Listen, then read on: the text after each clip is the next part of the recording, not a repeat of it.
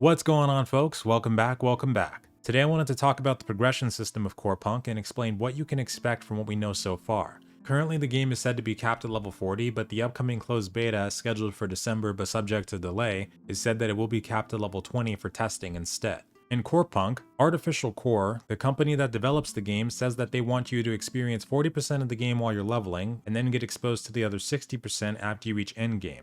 The thing that I do like about Core Punk that I always encourage or wish for other MMOs to do as well is that there is variety provided to you while you're leveling up. Normally in MMORPGs, we would have to level up mainly through player versus environment, for example. Core Punk allows you to level through instance PvP as well. They do say that it will be slower, and I haven't been able to find any info if open world PvP will give you experience as well, but at least on that side you will get honor points and karma depending on the situation, but we'll talk about that more in the future. The main thing for me though is that I like the idea of being able to level in multiple ways. Even if I have no intention of leveling through the instance PvP or battlegrounds, which I probably won't, I like that it's there. And the people that do prefer that playstyle for leveling can enjoy that. Now, the other methods for progression that we have available will of course be things like their questing system. As far as I've seen, it does seem to be more story and interaction oriented than its counterparts such as Albion Online. And what I mean by that is, from what we've seen so far, they do seem to have a decent chunk of quest lines with unique objectives and branching story arcs that we can go down. The quest lines also do appear to be fully voice acted, and it has been said that there will be a main story quest line that should have multiple endings when they're all done,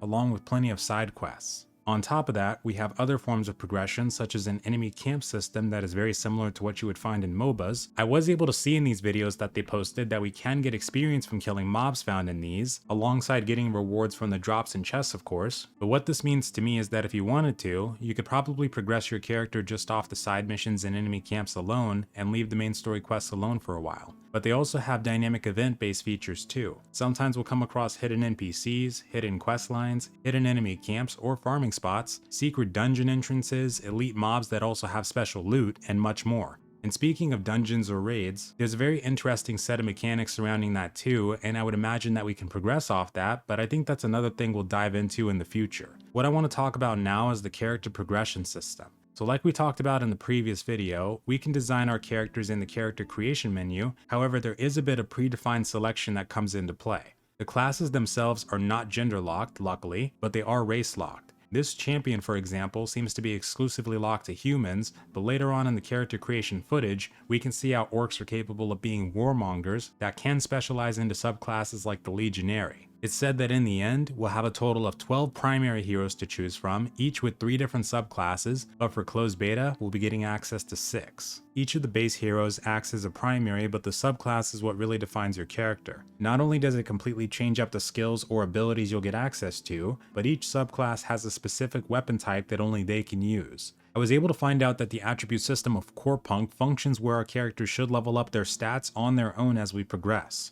And even though we can decide on 3 of the 10 talent trees we get available for each hero, once we assign the maximum amount of points a talent tree can have, we can go to an NPC and switch the complete active tree with the new one, and we do not lose progress on the one we previously switched. When we get to endgame, so around level 40, if we want to, we can do quest lines to unlock the other 2 subclasses we didn't take. Core Punk also features minor factions alongside the major ones, also known as cultures in the previous video, and we can join one of these 4 cultures at level 40. This will give us different benefits such as cosmetics and add to our pool of universal skills that we can have. And these are skills like Flash and Ignite that you would see in a game like League of Legends. For the item system, items do have various qualities that we'll be utilizing, such as green uncommon, blue rare, and legendaries. Gear score and equipment will of course be a thing, however armor is only ever used as cosmetic. It doesn't give us any other benefits. But there are what I briefly talked about called artifacts, and these are items best described as items from League of Legends or Dota 2 for example.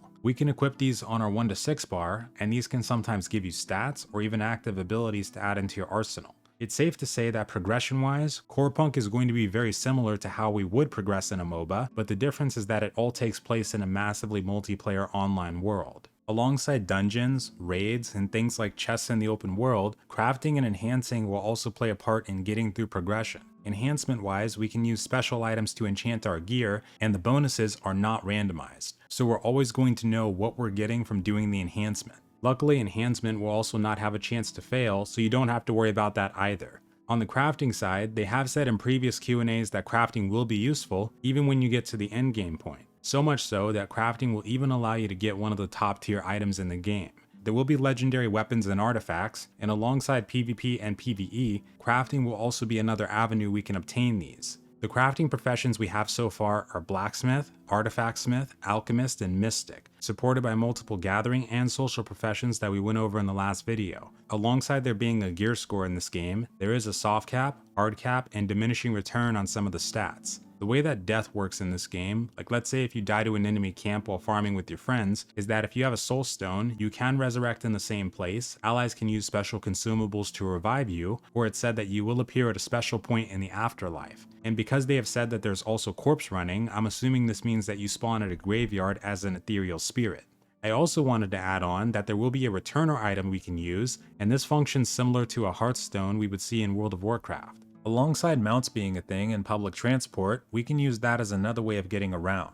And the last thing is that there are multiple types of loot we can utilize in our parties. We have a need or greed system, master looter, and free-for-all. One of the biggest questions behind this currently in the community is that since each subclass has a specific weapon type that they can use, will you be able to roll on another subclass's weapon? So far that appears to still be a mystery, but I'll keep an eye on that just in case they say something specific about it. In the meantime, that's the general gist of the progression system you'll come across in Corepunk. Hopefully it was helpful, and next week we'll dive a little bit deeper into one of the systems mentioned in this video. But I hope you have a wonderful night or day, and farewell.